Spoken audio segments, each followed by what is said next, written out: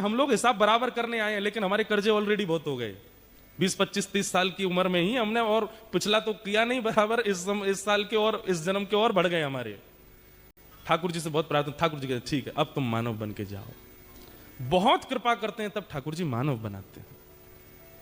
भगवान कहते हैं मानव बनाना ये मेरी पहली कृपा।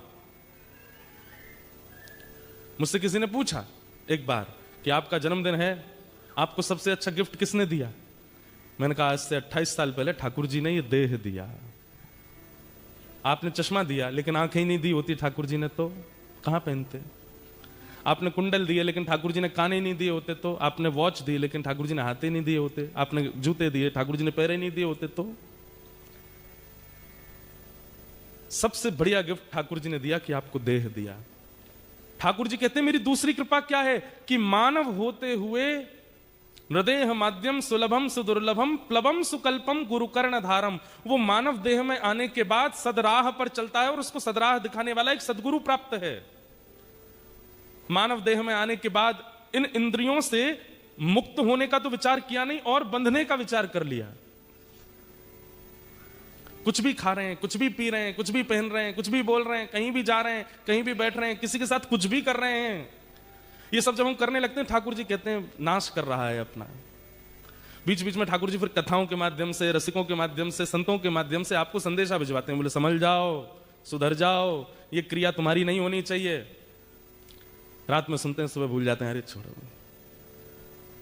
जिंदगी ना मिलेगी दोबारा, कर लो जो करना है एक बार। कल मुझसे कोई बोला, बोले महाराज जी हार्बर ब्रिज पर चढ़ना है ऊपर। मैंने कहा अरे कर लेंगे, क्या करना है ऊपर चढ़ के, महाराज जिंदगी नहीं मिलेगी दोबारा, एक बार अभी आप ऑस्ट्रेलिया आए हो, चढ़ जाओ एक बार। तो हम व्यसनों के लिए, ये सब व्यसन नहीं है, ये तो चलिए ठीक है थोड़ा एक्सप्लोर करना चाहिए, वो तो अच्छा ही है, पर व्यसनों के लिए भी हम ये विचार करते हैं एक बार ये ट्राई करके देखना चाहिए, एक बार ये वाला धुआं उड़ा के देखो, एक बार ये वाला पानी पी के देखो, पीला वाला। क्यों करते हैं हम ऐसा?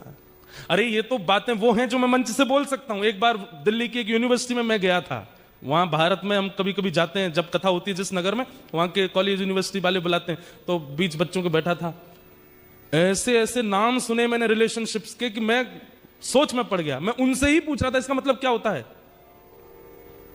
मुझे तो याद भी नहीं है, पर उनकी व्याख्या सुनी थी मैंने।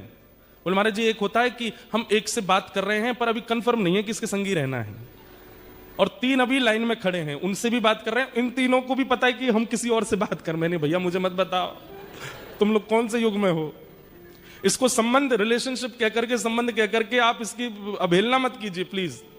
ये सब चल रहा है संसार में। वो तो हम सब लोग भक्त हैं, हमारे बीच इतनी ज्यादा बातें होती नहीं है ऐसी इस प्रकार की। संसार को झांक करके देखो, और मुझे पता है आपको सब पता है, आप खूब देखते हैं, ऑस्ट्रेलिया में रहते हैं, यहां नहीं पता होगा तो कहां पता होगा। कैसे कैसे जीवन जीते हैं लोग, क्या क्या नहीं करते हैं अपने जीवन के साथ, कितना खिलवाड़ करते हैं, अपने हृदय को नष्ट कर देते हैं, उसको पीस देते हैं। हृदय नाम की, दया नाम की वस्तु नहीं रह जाती है। देह सुख के लिए किसी से भी मिलते हैं, कुछ भी करते हैं। उस समय ठाकुर जी फिर गिनती करते हैं, कर बेटा अब तू आ लौट करके। जब हमारी मृत्यु होती है फिर ठाकुर जी के पास जाते हैं, 84 लाख योनियां सब तैयार ठाकुर जी करके रखते हैं, चलो पहले तो अपने कर्म भोग के आओ नरक में, उसके बाद जाओ इनमें। ठाकुर जी गलती हो गई, वो कोई गलती नहीं बेटा जाओ, फिर रोते हैं। तो सबसे बड़ी कृपा है ठाकुर जी की आप मानव हो। और इस वक्त यदि आप ये बातें सुन रहे हैं तो यह भी समझ लीजिए कि ये संदेश ठाकुर जी आपके लिए ही भेजे हैं कि भैया अब भी संभल सकते हो।